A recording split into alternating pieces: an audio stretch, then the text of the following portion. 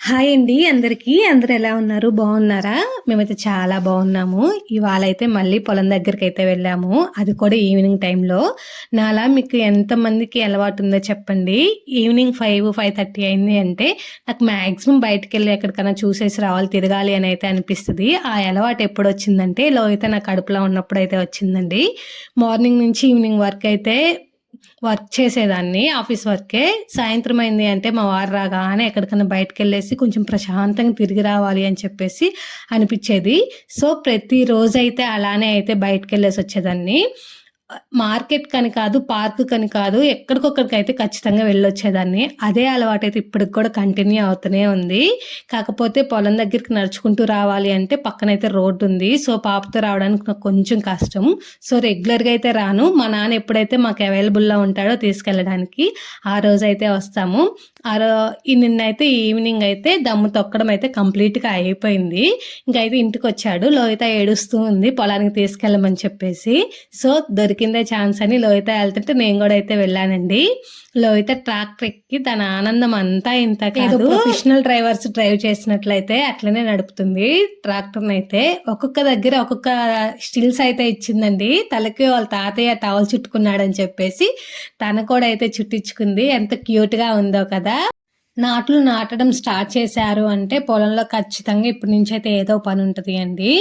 And దమ్ము తొక్కడానికి own tractor ఉంటే చాలా తక్కువ ఖర్చుతో అయితే అయిపోద్ది. కానీ బాడిక్కిచ్చారు అంటే ఎకరానికొచ్చి చాలా ఖర్చు అయితే అవుతదంటండి. 3 గంటలైతే నాటు పడే అప్పటికైతే తొక్కాల్సొస్తది అని అయితే చెప్తున్నాడు మా నాన్న. గంటకొచ్చేసి 1500 అయితే పడతదంట. వాళ్ళకి దాంట్లో పోసే ఆయిల్‌కి గానీ మొత్తానికైతే డ్రైవ్ చేసిన దానికి అన్నిటికి.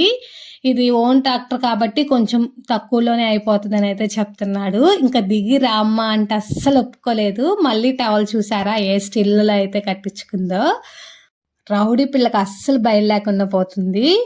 ఇట్లనే అయితే మాక్సిమం 6 వరకైతే అక్కడే టైమ్ పాస్ చేశాము. చీకటైతే పడిపోలేదు. కొంచెం పొద్దుంది. అందుకనైతే అక్కడే కాసేపయితే ఆడాము.